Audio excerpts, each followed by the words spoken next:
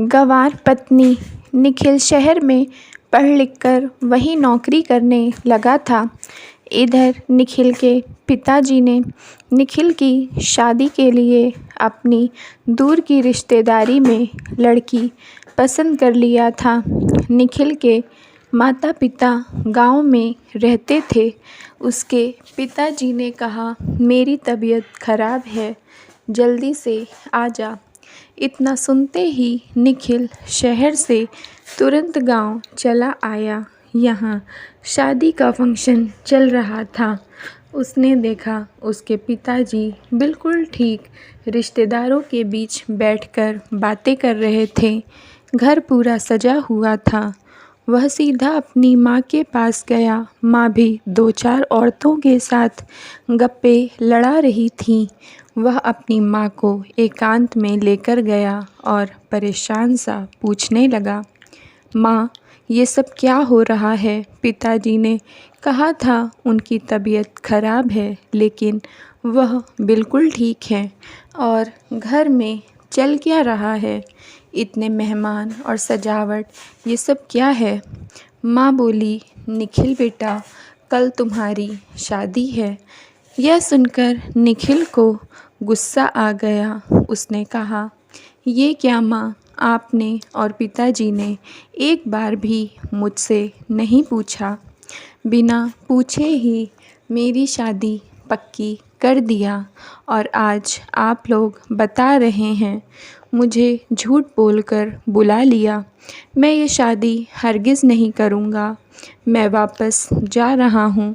तब तक निखिल के पिताजी आ गए। निखिल ने उनके पैर छुए, फिर कहा, पिताजी, आपने ये ठीक नहीं किया। मेरे साथ मुझे शहर से झूठ बोलकर बुलाकर यहाँ मेरी शादी करवाना चाहते हैं, लेकिन मैं शादी नहीं करूँगा। उसके पिताजी ने उसे समझाया, निखिल बेटा, तू पढ़ लिख कर नौकरी करने लगा है, तेरी उम्र हो गई है शादी की। तेरे साथ के जो भी लड़के थे सबकी शादियां हो गईं, उनके गोद में बच्चे खेल रहे हैं। तू कब शादी करेगा? मैं कुछ नहीं जानता। बहुत अच्छी लड़की देखी है, मंजरी भले ही पढ़ी लिखी नहीं है, लेकिन उसके संस्कार बहुत अच्छे हैं। वह अच्छा खाना बनाती है, सिलाई के साथ साथ घर के सभी कामों में निपुण है। लेकिन पिताजी, आप मेरी ज़िंदगी का इतना बड़ा फ़ैसला मुझसे बिना पूछे कैसे कर सकते हैं? मेरी शादी एक गांव की अनपढ़ गंवार लड़की से कर रहे हैं। मैं ये शादी नहीं करूँगा, जा रहा हूँ। उसके पिताजी ने उसे कसम दे दिया कि अगर वह शादी नहीं करेगा, वापस शहर लौट जाएगा, तो मेहमानों के सामने बदनामी करवाने से अच्छा है कि मैं और तेरी माँ आत्महत्या कर लेंगे। अब निखिल क्या करता? वह रुक गया। अगले दिन उसकी शादी थी। वह बारात लेकर पहुंचा। उसकी नज़र मंजरी में पड़ी। वह ख्यालों में खो गया। मंजरी एक मोटी सी सांवली सूरत की लड़की थी। नैन नक्श भी तीखे नहीं थे। उसका लुक्स बिल्कुल गांव की पिछड़ी लड़कियों जैसा था।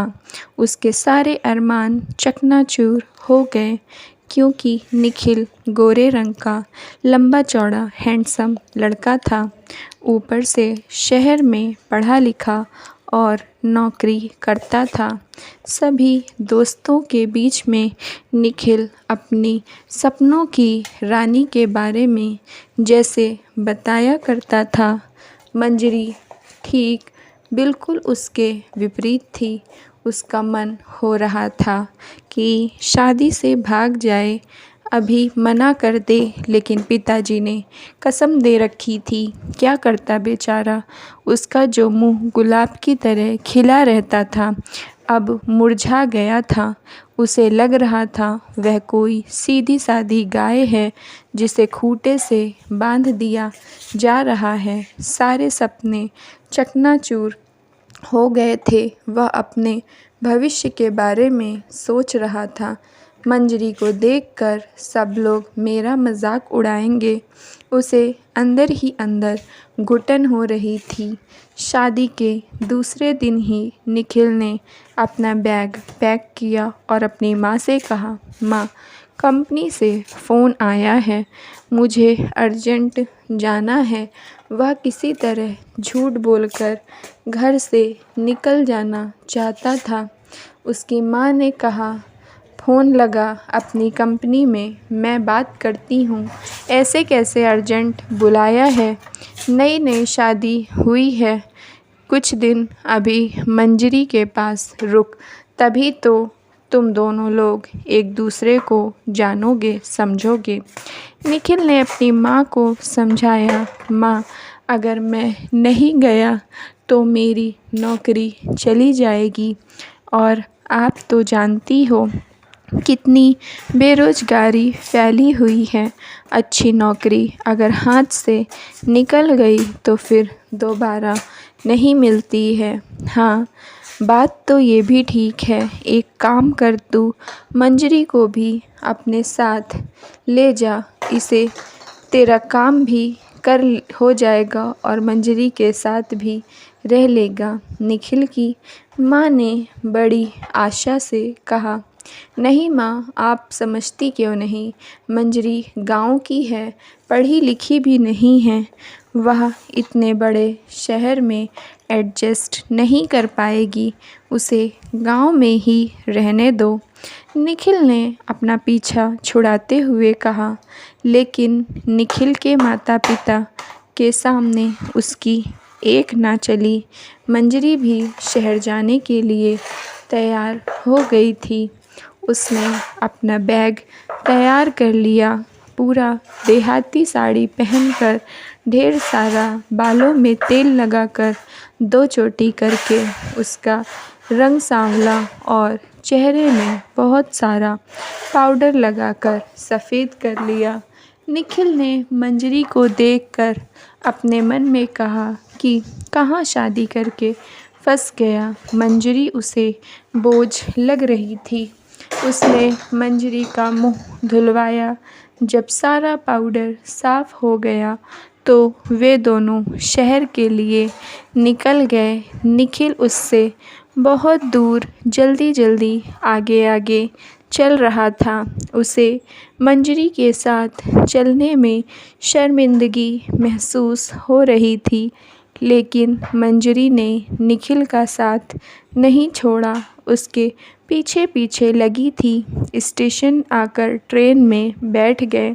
निखिल के मन में नहीं था, वह करने साथ मंजरी को नहीं ले जाना चाहता था। उसने सोचा कि मंजरी को किसी बहाने ट्रेन से उतार कर वह अकेला ही शहर चला जाएगा, लेकिन फिर इतनी तपती गर्मी में अनजान जगह बेचारी कहाँ जाएगी, यही सोचकर उसने मंजरी को नहीं छोड़ा। उसका स्टॉप आ गया। मंजरी निखिल दोनों अपने अपार्टमेंट में आ गए। मंजरी तो आलीशान कमरा देखकर हैरान हो गई। पूरे घर में घूम घूम कर सारी चीज़ें बड़ी गौर से देख रही थी। निखिल फ्रेश होने चला गया। उसके बाद फ़ोन बजा तो मंजरी ने उठा लिया। वह गांव की भाषा में पूछ रही थी, किसका फ़ोन है, किससे बात करना है। तब तक निखिल ने आकर उसके हाथ से मोबाइल छीन लिया और उसे खबरदार किया कि आज के बाद मेरे किसी भी सामान में हाथ नहीं लगाना। निखिल ने फ़ोन पर बात किया। उसके किसी दोस्त का फ़ोन था। वह बोला, शादी करके बहुत जल्दी आ गए हो, भाभी जी कहाँ हैं? तो निखिल ने झूठ बोल दिया कि वह गांव में है। उसका दोस्त बोला, ठीक है, कल हम सब तेरे घर आ रहे हैं, पार्टी लेने के लिए, हमारे स्वागत के लिए तैयार रहना। निखिल ने कहा, हाँ यार ठीक है, आ जाओ सब, मैं इंतज़ार करूँगा। निखिल ने मंजरी से कहा, घर की साफ़ सफाई करके अच्छे अच्छे पकवान बनाकर कल तैयार रखना, शाम को मेरे दोस्त आ रहे हैं। अगले दिन मंजरी सफाई कर रही थी। निखिल का लैपटॉप रखा था जिसमें धूल जमी थी। वह उस लैपटॉप को बाथरूम में ले गई और साबुन निरमा से धुलकर उसे कपड़े सुखाने वाली डोरी पर फैला दिया। अब तो यह देखकर निखिल का पारा 7वें आसमान पर था। वह मंजरी पर बहुत चिल्लाया। उसका लैपटॉप खराब हो चुका था। वह अपनी किस्मत को कोस रहा था कि किस गंवार लड़की से मेरी शादी हो गई है। उसने पहले ही मंजरी को चेतावनी दे दिया था कि मेरे दोस्तों के सामने कोई गलती ना करे। सभी लोग पार्टी के लिए आ चुके थे। मंजरी को देखकर सबने पूछा कि यह कौन है। निखिल ने कहा, यह मेरी नौकरानी है। मंजरी की आंखों में आंसू आ गए, लेकिन वह अपना दर्द अपने दिल में छुपाए मुस्कुराते हुए सबके खाने पीने की व्यवस्था कर रही थी। सब लोग मंजरी से नौकरानियों जैसा ही व्यवहार करके बोल रहे थे। सभी लोगों ने खाने की तारीफ़ किया। पार्टी ख़त्म होने के बाद सब अपने अपने घर चले गए। मंजरी निखिल के कमरे में नहीं सोती थी, वह दूसरे कमरे में सोती थी।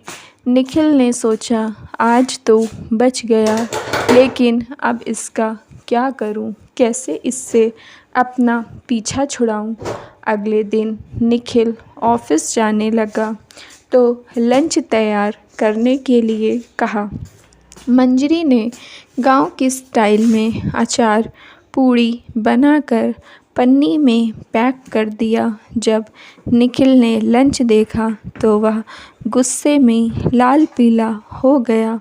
उसने आज मंजरी के ऊपर हाथ उठा दिया। गंवार औरत, तुझे लंच बनाना भी नहीं आता कि ऑफ़िस में क्या खाया जाता है? निखिल पन्नी फेंक कर ऑफ़िस चला गया। उसका दिन भर मूड ख़राब था। लंच हुआ। उसकी महिला कलीग ने देखा कि निखिल लंच लेकर नहीं आया तो उसने उसे अपना लंच ऑफ़र किया। पहले तो निखिल ने मना किया, पर फिर दोनों साथ खाने लगे। निखिल मन ही मन सोच रहा था कि पलक कितनी अच्छी लड़की है, काश मेरी शादी इससे हुई होती। इधर मंजरी निखिल को खुश करने के लिए नए नए तरीके ढूंढती रहती थी, लेकिन हर बार उससे कुछ ना कुछ गलत काम हो जाता था, जिससे निखिल और ज़्यादा गुस्सा हो जाता था। वह जितना निखिल के करीब जाने की कोशिश करती थी, उतना ही उससे दूर होती जा रही थी। लेकिन फिर भी मंजरी ने हार नहीं माना था। उसे अपने ऊपर भरोसा था कि एक ना एक दिन वह निखिल का दिल जीत लेगी। लेकिन दूसरी तरफ निखिल पलक के करीब जा रहा था। वह मंजरी से पीछा छुड़ाना चाहता था। एक दिन निखिल पलक को लेकर घर आया। मंजरी ने पलक की खातिरदारी की। पलक नेक दिल लड़की थी। उसने मंजरी की मांग में सिंदूर देखा तो पूछने लगी, तुम्हारा पति कहाँ रहता है? निखिल मंजरी की तरफ देखने लगा। मंजरी ने उसकी नज़रें पढ़ लिया। उसने पलक से कहा, दीदी, मेरा पति गाँव में रहता है। मैं उससे गुस्सा होकर शहर में आ गई। मंजरी की बात सुनकर निखिल की जान में जान आई, वरना वह डर गया था कि कहीं मंजरी पलक को बता न दे कि वह मेरी पत्नी है। अब निखिल जल्द से जल्द मंजरी को अपने रास्ते से हटाने के बारे में सोचने लगा। पलक को निखिल उसके घर छोड़ने चला गया। एक दिन निखिल ऑफिस गया था। मंजरी घर पर अकेली थी। दोपहर के वक्त 2 आदमी आए। उन्होंने कहा कि वह निखिल के दोस्त हैं। निखिल की तबीयत खराब हो गई है, उसे अस्पताल में भर्ती कर दिया है। उसने आपको बुलाया है, आप जल्दी हमारे साथ चलिए। यह सुनकर मंजरी उनके साथ चल दी। वह लोग गाड़ी में बैठाकर बहुत दूर लिए जा रहे थे। मंजरी घबरा रही थी। रास्ते में गाड़ी रोककर वे लोग बोले कि गाड़ी खराब हो गई है। मंजरी जी, आप नीचे उतर जाइए। मंजरी जैसे ही नीचे उतर गई, वे लोग मंजरी को बीच रास्ते में छोड़कर गाड़ी लेकर भाग गए। मंजरी वहीं रोती चिल्लाती रही। एक दिन पलक का जन्मदिन था। पलक ने सिर्फ निखिल को इनवाइट किया था। निखिल ने सोचा आज मौका अच्छा है, पलक को प्रपोज़ कर देता हूँ। वह एक बड़ा सा गुलाब के फूलों का गुलदस्ता और अंगूठी लेकर गया। पूरा घर सजा हुआ था, लेकिन कोई दिख नहीं रहा था। पलक यहाँ अकेली रहती थी। निखिल के सामने जैसे ही पलक गुलाबी रंग के गाउन में आई, निखिल कुछ देर तक उसे देखता ही रह गया। फिर उसने खुद को संभाला। वह गुलदस्ता पलक को दिया, फिर घुटनों के बल बैठकर अंगूठी निकालकर पलक को प्रपोज़ करते हुए कहा, I love you Palak, will you marry me. जवाब में पलक ने उसे एक ज़ोरदार चांटा मारा और कहा, निखिल, मैं नहीं जानती थी कि तुम इतने घटिया आदमी हो। उसने कहा, मंजरी इधर आओ। मंजरी को पलक के घर में देखकर निखिल के होश उड़ गए। पलक ने कहा, उस दिन तुमने अपने दोस्तों को मंजरी को दूर छोड़कर आने के लिए कहा था, तभी मैंने तुम्हारी बात सुन लिया था। मुझे दाल में कुछ काला लगा। मैं तुम्हारे घर आई तो मंजरी को तुम्हारे दोस्तों ने अपनी गाड़ी पर बैठा लिया था। मैंने उनकी गाड़ी का पीछा किया। जब वे लोग मंजरी को छोड़कर भाग गए तो मंजरी रो रही थी। मैं उसके पास गई और पूछा तो वह बोली, पलक जी, वे दोनों आदमी घर आकर बोल रहे थे कि निखिल जी की तबीयत खराब है, वह अस्पताल में भर्ती है, लेकिन उस वक्त तुम ऑफिस में थे। मैं मंजरी को अपने घर ले आई। एक दिन मुझे मंजरी के गले का लॉकेट नीचे गिर गया था। वह मैंने उठा लिया। उसे खोलकर देखा तो एक तरफ तुम्हारी फ़ोटो थी जिसमें तुम दूल्हा बने थे और दूसरी तरफ मंजरी की फ़ोटो थी जिसमें वह दुल्हन बनी थी। मंजरी से जब मैंने सच्चाई जानना चाहा तो वह झूठ बोलने लगी। जब मैंने उसे लॉकेट दिखाकर तुम्हारी कसम दिया तब उसने सब कुछ सच सच बता दिया। मुझे बहुत बड़ा पाप करने से बचा लिया। मंजरी तुम्हें बहुत प्यार करती है। तुमने आज तक उसे अपनी पत्नी स्वीकार नहीं किया है। तुम्हें शर्म आनी चाहिए। आजकल के ज़माने में कौन पत्नी अपने पति की नफ़रत सहने के बाद भी उसे प्यार करेगी। पलक के थप्पड़ ने निखिल की आंखें खोल दिया। कैसा लगता होगा मंजरी को जब तुम उसे ज़लील करते हो, उस पर हाथ उठाते हो, उसे पत्नी नहीं सबके सामने नौकरानी बोलते हो। निखिल मंजरी के पास गया और माफ़ी मांगा। मुझे माफ़ कर दो, मैंने तुम्हारे साथ बहुत गलत किया है। मंजरी तो कब से अपने पति के प्यार के लिए तरस रही थी। उसने निखिल को माफ़ कर दिया और दोनों खुशी खुशी अपने घर चले गए।